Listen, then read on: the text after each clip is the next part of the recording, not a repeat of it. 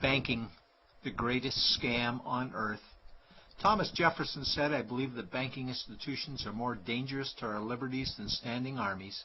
If the American people ever allow private banks to control the issue of their currency, the banks will deprive the people of all property until their children wake up homeless on the continent their fathers conquered."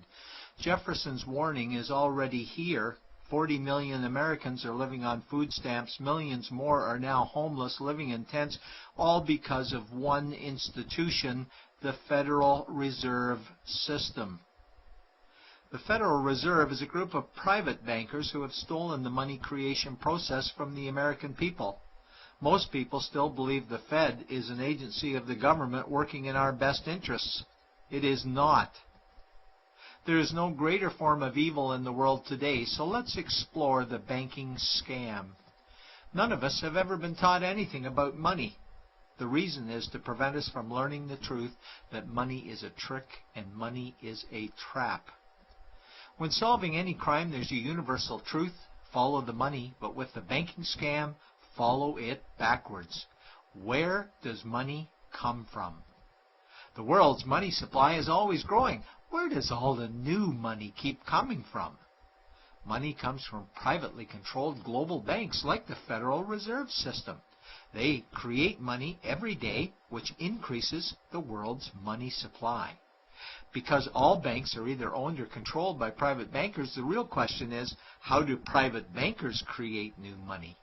And the answer is they create it out of thin air. Bankers create money out of nothing. They make it up. It is a fiction. Wow. God-like power to create something of value out of nothing. A stroke of a keyboard and money is created.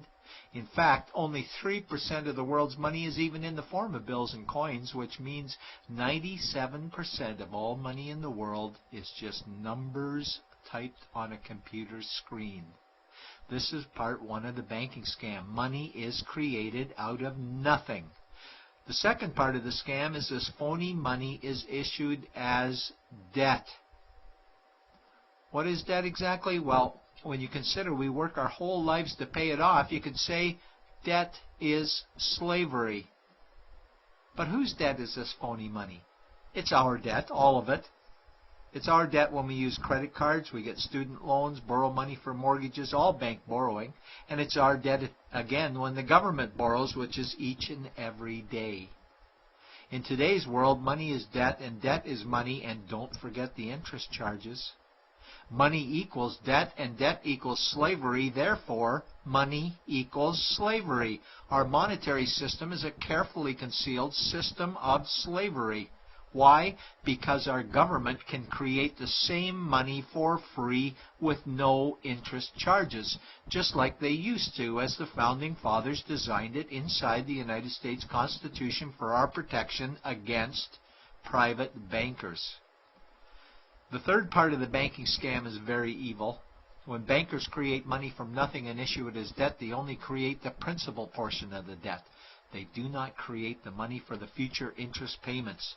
There is not enough money in existence for all of us to make our interest payments. In fact, our money creation system is even mathematically impossible. Money issued by the banks, principal debt, does not equal the money demanded back to the banks, principal plus interest. We are forced to play a game of musical chairs to see who can make their debt repayments. This guarantees a world of bankruptcy, competition, and scarcity of money. For example, we go to the bank to borrow money for a house, let's say $100,000. The moment we sign the loan document, the bank creates the money out of thin air. A $100,000 debit gets registered for us and a $100,000 secured credit for them. Then one of two things happens. Either we give the bank 30 years of labor making house payments totaling $300,000 for the original $100,000 we borrowed, or the bank takes our house.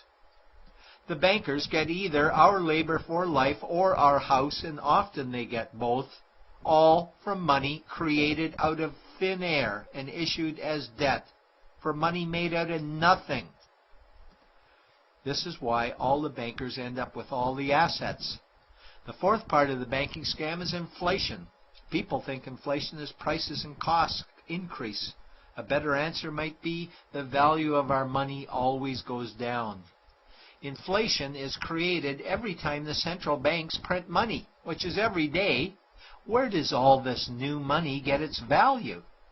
The answer is it steals its value from the existing money supply, where our savings are. Our savings are disappearing because of the new money they're printing. If money creation was in balance with goods and services, there would be no inflation. Prices would stay the same.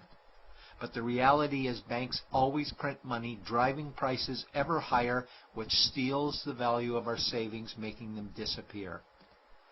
Since the private bankers created the private Federal Reserve in 1913, the United States dollar has lost 97 cents in purchasing power.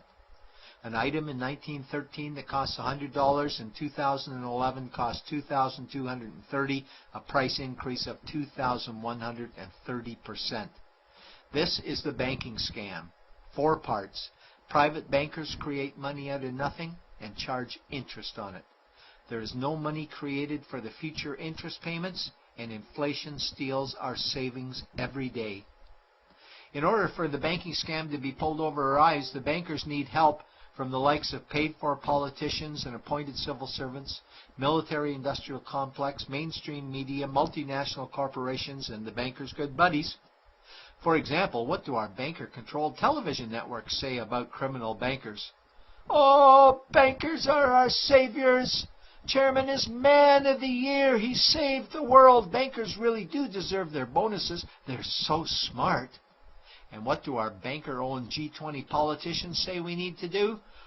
That we must save our banking system, and now we need austerity measures, like increasing existing taxes and bringing in new taxes, cutting our social programs, including education and health care, stealing from our pension plans while increasing the retirement age, keeping us working for more years at lower wages while placing our children and grandchildren in debt and servitude for their future lives. We are being lied to that we must go deeper in debt for bailouts, stimulus packages, quantitative easing, saving the too-big-to-fail banks, credit easing, currency interventions, all names that mean the same thing, more debt to us. Is it not strange that the solution to too much debt is always more debt to us? And where is all this money going? It's going to the banks and to the bankers. They are stealing our money right now. 0.1% of the world's population owns 2/3 of the world's wealth. This means that 99.99% of the world's population own less than 1/3 of the wealth, a decreasing amount because these guys are stealing it. We desperately need to wake up to the banking scam. It is time for change. To retake control of our money system, we must stop supporting the banking scam. Lincoln said the government should create all the currency and credit needed to satisfy the spending power of government and the buying power of consumers. Money will cease to be master and will then become servant of humanity. And Jefferson said the issuing power of money should be taken from the banks and restored to the people to whom it properly belongs. It's a pyramid scheme. And we, the people, are the bottom layers of the banking pyramid. Without our support, the banking scam collapses. We have to do it ourselves. Wake up, get active, wake others. Remove our money from the bank. Buy gold and silver coins. Get out of debt. Rip up your credit cards. These actions will bring down the banking scam. Only vote for politicians who support debt-free money, or run for office yourself, and turn off mainstream media to search for the truth while you still can, and support every effort to end the Federal Reserve System and all the privately